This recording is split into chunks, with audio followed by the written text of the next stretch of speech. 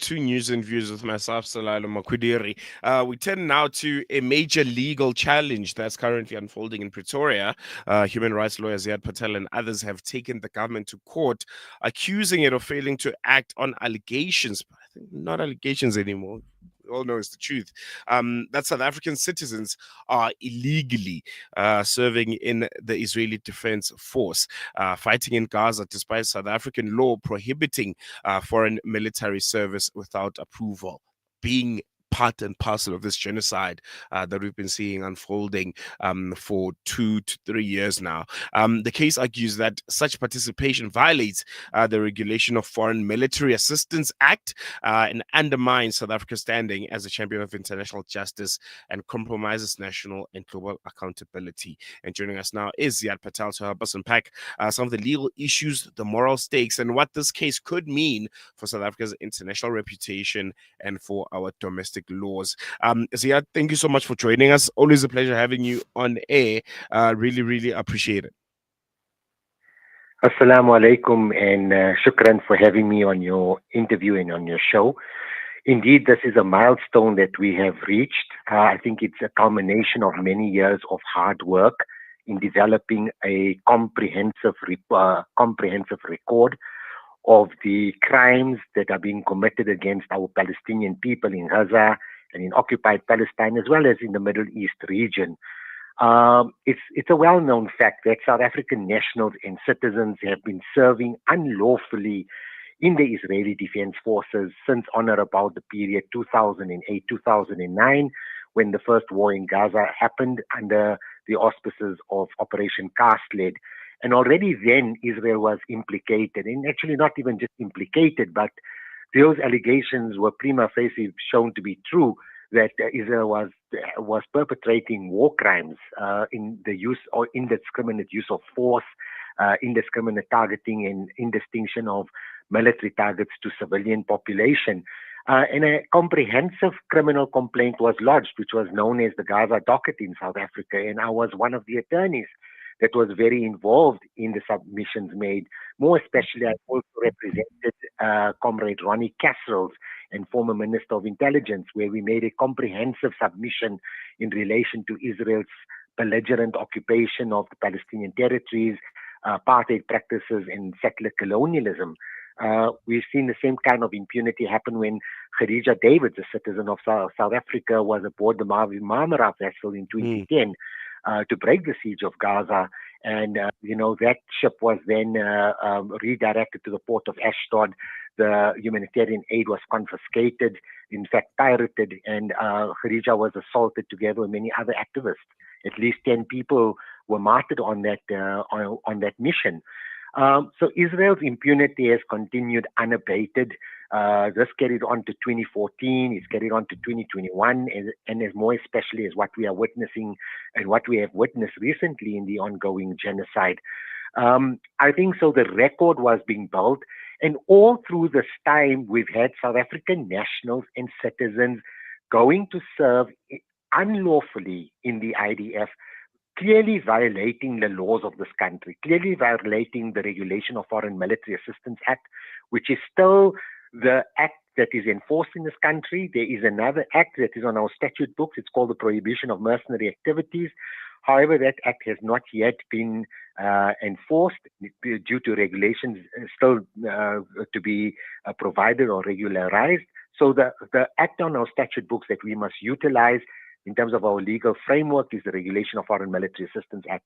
South Africa is also a party to the Rome Statute. We've implemented it in terms of the South African implementation of the International Criminal Court Act.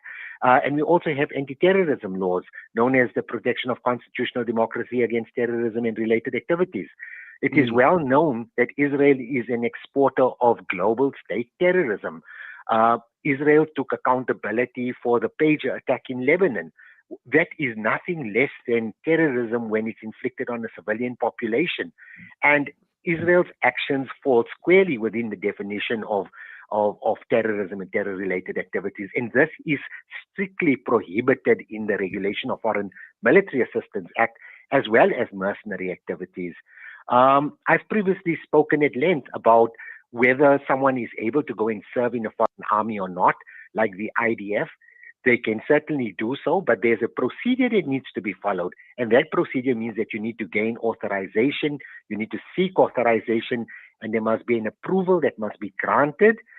This is done by means of an application that is made to the National Conventional Arms Control Committee. The NCAC then liaises with the Ministry of Defense in consultation, and the Ministry of Defense either decides or elects whether such application or group application will be granted, authorized, or refused. We know for a fact from the records that we have built up over the many years that not a single South African Zionist individual since 2006 war in Lebanon to 2023 had ever applied in terms of the Regulation of Foreign Military Assistance Act. And we have this in written confirmation as well by the National Conventional Arms Control Committee that no application was ever made. So these individuals go with impunity, go to serve in the IDF, commit egregious crimes, genocide, war crimes, crimes against humanity, and then some of them decide they want to make aliyah, in other words, go and stay in Israel. So they retain their, their residency changes to Israel, but they still retain their dual South African citizenship. We've had other instances where individuals have, while serving or have come back to South Africa because their families are here to come and visit. And they're allowed, they're not questioned by the authorities. And this is not an acceptable state of affairs. Also, what I was witness to was last year, a particular person whom we have cited in our criminal complaints. It is also in the executive summary, and I would suggest that all persons that are interested in knowing about this case, I've prepared a comprehensive executive summary on behalf of the applicants, as the applicants' attorneys, to inform the public about the serious situation that has arisen. We're even getting soldiers from the IDF, Israeli soldiers in the IDF, that come to serve in, that operate in Gaza, commit genocide, commit war crimes, and then come freely to South Africa and come for a holiday or vacation in Cape Town, and are also invited by Jewish institutions, to give talks about their experiences and so forth. So where is South Africa standing on this point? Because we've got, we want to invoke the Genocide Convention in relation to, protecting a party's rights or protecting a population's rights where genocide is being perpetrated, where we are state party and we have responsibilities and an onus to show and protect when those rights are being affected. We've also taken Israel to the ICC for egregious crimes that are being perpetrated. But we are doing absolutely nothing when it comes to our own nationals and citizens. And in this framework of nationals and citizens is Zionist institutions. These Zionist institutions are procuring and facilitating the recruitment of these individuals through organizations like Telfed, Israeli Center for Cape Town. We also have implicated the Jewish National Fund. We know that the JNF in Canada has been stripped of its charitable status because it was found to be implicated in funding the Israeli military. The JNF has a KKL program where it then dispossesses Palestinians of their properties in their land in the occupied territories in the West Bank. And this is just simply not acceptable. We've had, we've tried to cooperate, we've tried to communicate at many times, and I've also implored our authorities about the serious national safety concern to our own territorial integrity, and that something needs to happen, and they simply are either prevaricating, they're not making the important decisions, like a decision on Dean Samuel Goodson, who served in Gaza in 2014, and by his own admissions stated that he went to serve in Gaza, corroborated by family members, and he's not even charged. There's no indication that he's even been interviewed or interrogated or charged for violating, at the bare minimum, the Regulation of Foreign Military Assistance Act. So we've had this culture of impunity going on for far too long, and the only other route that was possible was for myself and my client, on behalf of my client Saifuddin Bester, was to take this case to the Pretoria High Court and and include all 10 respondents, which includes the presidency as as the head of the security cluster, as well as key ministries, organs of state, the National Director of Public Prosecutions, the Priority Crimes Litigation Unit, the Department of Home Affairs, the Ministry of Home Affairs, Minister of International Relations, all parties, all competent ministries and organs of state that would be responsible and are affected by what is currently happening. And they've all been taken now to court, and they need to respond to the allegations that we have made. So there's multiple orders that we are requesting as the applicants, including the prevaricatory conduct of our authorities, particularly the National Director of Public Prosecutions and the Priority Crimes Litigation Unit, to be declared unlawful, a decision to be made impartially without fear, favor, or prejudice on the case of Dean Samuel Goodson, a national security framework to be put into place, headed by the presidency, dealing with the curtailment, restriction, and deterrence factors that are required in order to stop this kind of conduct.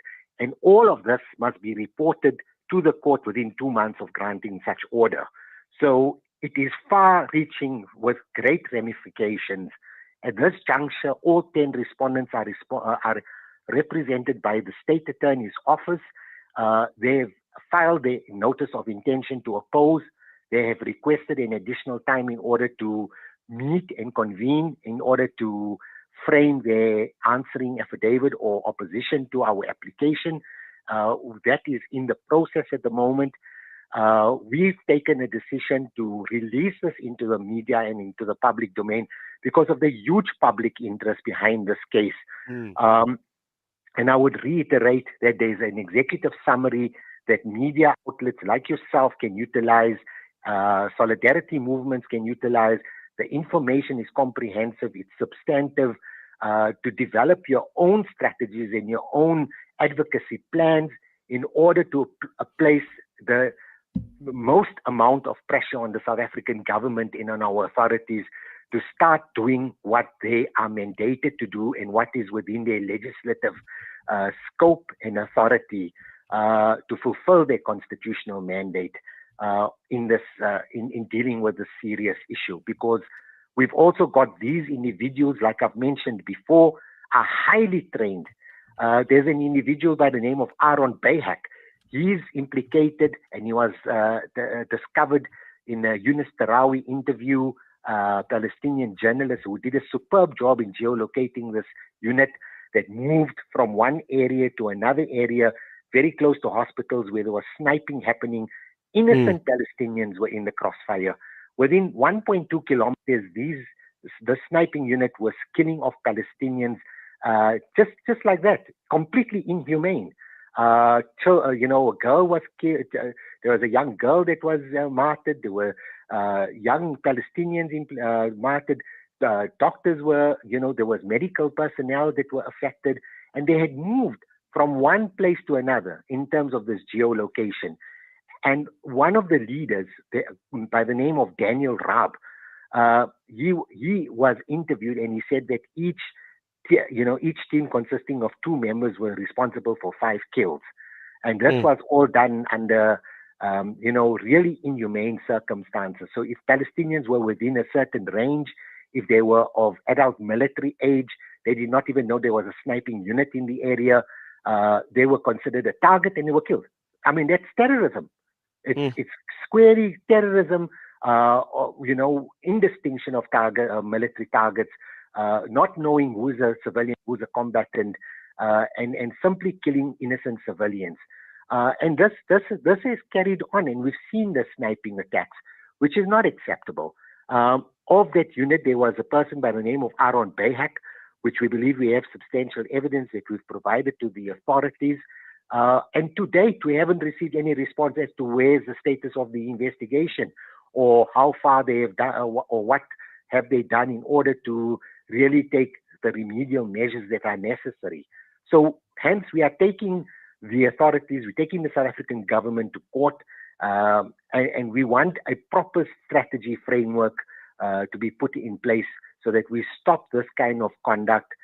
We don't want South African nationals and citizens who enjoy constitutional the constitutional liberties of this country to go and perpetrate horrendous crimes, violating fundamental human rights, right to life, life to dignity, to freedom, and so forth, and then come back and enjoy those rights here.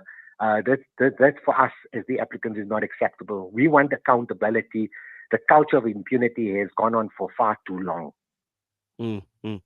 Lastly, before I let you go, Ziyaad, there's been, an argument from the other side, who are claiming this court case is nothing more than just a symbolic gesture rather than a practical one. How do you respond to that, and what are you hoping to achieve, practically? Is it criminal prosecutions? Is it stripping of nationality, systemic deterrences, and how realistic is that given the government's intent to oppose? I think what you've said is extremely important. Is that we are looking at systemic deterrences. There's a crime being committed every day when a South African national and citizen goes to serve in the IDF without getting the requisite approval from the Ministry of Defense or from the National Conventional Arms Control Committee at the bare minimum. For those that say that this application may be symbolic, perhaps, there are organs of state, or perhaps there are individuals of state that may be captured by these particular lobbies. And that is a serious concern for us. I mean, that has brought us to the doors of the court because we have not received any positive, positive movement or traction through our authorities, even through a real-time genocide, which we were witnessing. I mean, thousands of children were killed. Thousands of children have been are left with, limbless as amputees. We've seen multiple buildings being destroyed, entire civilian structure destroyed. I mean, what kind of situation is this? That you allow your own civilians and your own nationals to go and serve in this entity that is committing these crimes, and yet they are being aided and abetted and protected by pro-Zionist institutions in this country. So clearly there is a blowback from the Zionist lobby that would be expected of them. But it's a culture of impunity that needs to be broken. And if not, the only other route that we as conscionable civilians can undertake is utilizing the mechanisms of the law and having the intervention of the High Court come into place, placing the version of the applicants, in fact, placing the version of the oppressed people of Palestine under the radar and under the spotlight of how these atrocities are being committed through the means of the IDF, through the means of this facilitation and procuring program that is being done by our institutions and by our nationals and citizens, and bringing this version to the court, and for the court to then make a determination based on the orders that have been requested. I don't think that our orders are symbolic in any way. I think it's built on a significant record and a historical record, as well as the record that the South African government has provided in terms of its letter of memorial, a memorial letter of crimes recorded to the International Criminal Court, its submissions that were made by its legal team at the International Court of Justice, the provisional measures that emanated from the International Court of Justice on the backbone of UN resolutions, United Nations reports, as well as the reports about apartheid practices in the Palestinian territories. Because this kind of systemic conduct is not only happening in Gaza, it's happening throughout occupied Palestine. These South African citizens or nationals that go to serve either in Gaza or they're part of the security apparatus that is continuing the belligerent occupation of the West Bank, or perpetrating horrendous crimes in the Middle East region. I mean, the fact that we have a political leader like Ismail Haniyeh assassinated in Tehran completely undermines the sovereignty of another state. The fact that we have the IDF go and attack nuclear targets in Iran, whilst Iran and the US are in talks to discuss the nuclear negotiations, is a complete provocation. Over 1,200 people were killed in Iran. Thousands of people were killed in Lebanon. The assassination of Hezbollah leader Sayyid Hassan Nasrallah meant that 6 or 7 apartment blocks were leveled to the ground, complete destruction of the entire environment. Everyone around, whoever was around, there was a high fatalities. We've looked at the pager attack. We've seen the undermining of sovereignty of Syria when the Iranian embassy was targeted. So we're seeing this kind of attacks in the Middle East region, creating instability, regional instability, and that is not the policy of this government. The policy of this government is to create regional stability, peace, harmony, and stability. And we're not going to get that. We're not going to achieve that if we keep allowing South African nationals and citizens who are aided and abetted by pro-Zionist institutions in this country to go and serve unlawfully in the IDF. And that needs to stop. And that is the impetus of this application. Well, there you go. Attorney Ziyaad Patel, thank you so much for chatting to us in such short notice. This is a story and a court case that we'll be following quite closely, but we're going to leave it there for now. Jazakallah so much. Thank you. Shukran. Shukran. There you go. There was Advocate Ziyaad Ibrahim Patel laying bare a court challenge that could force South Africa's institutions to reckon with citizens that are fighting abroad in a foreign conflict, a genocide, Nohal, and to test whether our laws and international commitments that we've made to the people of Palestine are truly meaningful. They're tangible in how we present ourselves and hold ourselves accountable. And as I mentioned, we'll be watching this case quite closely. And as always, we'll be bringing you reactions, developments, and all the voices that matter in it. Otherwise, we've come to the end of today's edition of News and Views. Thank you so much for staying with us for the past 2 hours and 11 minutes. I'll be back with you again tomorrow for the Thursday edition of the show. Otherwise, for myself and everyone that made this show possible, sharp for now.